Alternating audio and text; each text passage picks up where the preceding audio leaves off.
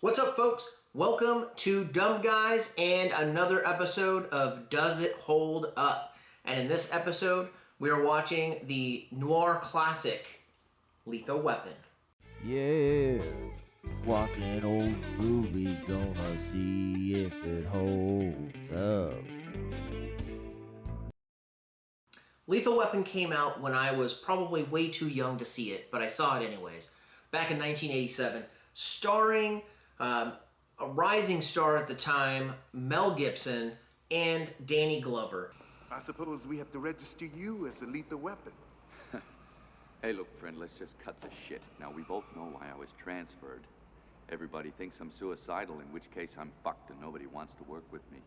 Or they think I'm faking to draw a psycho pension, in which case I'm fucked and nobody wants to work with me. Basically, I'm fucked. Guess what? What? I don't want to work with you. Hey, don't.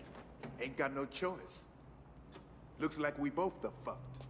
And this is a classic cops, robbers, 1980s noir, just classic movie. And I watched it again, and I just love this movie. I mean, one thing that I noticed right from the onset of this movie, I'm watching it, and I'm thinking, they're really developing these characters. You know, Riggs and Murtaugh have character. They have a distinct difference between one another and a distinct difference between characters you see in other movies. Hey, okay, Clown. No bullshit. You want to kill yourself? Oh, for Christ. Shut up! Yes or no? You want to die? Yes or no? I got the job done. What the hell do you want? Didn't answer the question. Oh, what do you want to hear, man? Do you want to hear that sometimes I think about eating a bullet? Huh? Well, I do. I do. I even got a special one for the occasion with a hollow point. Look, make sure it blows the back of my goddamn head out. Do the job right. And that's something that is missing, I think, in a lot of movies today. And in fact, while I was watching this movie with my wife, I mentioned to her, I said, you know, if only Rogue One had the kind of character development that this movie had, because that's what I thought was missing in Rogue One. But this isn't about Star Wars, this is about Lethal Weapon. So in this classic movie, the crazy cop gets teamed up with the old cop who's ready to just sit behind a desk, and all hell breaks loose. I'm supposed to tell you you're breaking in a new partner in on this. Partner again? Yeah, some caddies on loan from dope. Real burnout, on the ragged edge. Oh, perfect. Gun! Gun!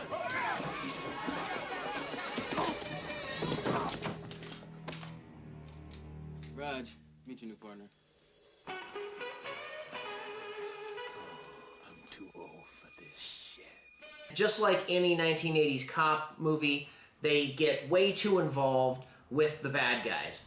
And the bad guys target these cops specifically. They go after their family, and they come after their friends, and it gets personal really fast. And this movie is obviously no different. They go after Murtaugh's daughter.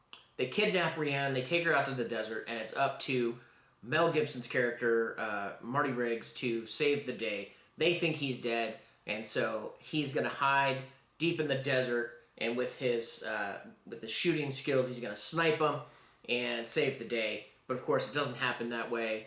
They're captured, they're tortured, blah, blah, blah, all those things that happen in these types of movies.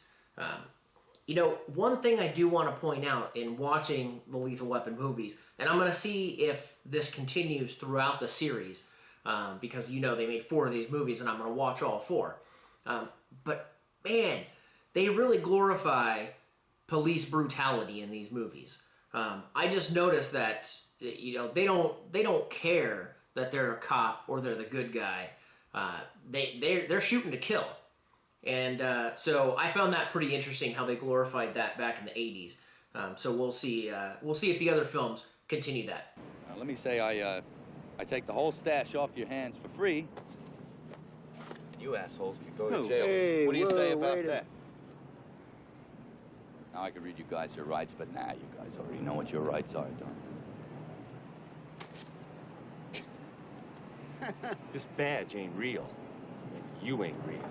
Oh, you sure are a crazy son of a bitch.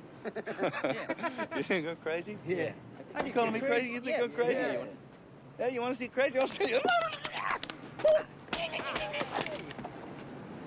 Now, that's a real badge. I'm a real cop, and this is a real fucking gun. So what Lethal Weapon brings us are great characters, a pretty decent story. You know, it's kind of dark, action. You know, there's some good music in there. I think Eric Clapton is the one that did the music for the Lethal Weapon movies. And so, you know, it's something that just doesn't get old. And I know a lot of people, they debate whether Die Hard is a Christmas movie. Well, I wonder, is Lethal Weapon a Christmas movie? You know, that movie opens up with Jingle House Rocks, or whatever that song is. And it all takes place during Christmas time. So I think we got another debate on our hands. The big question is, do I think this movie holds up?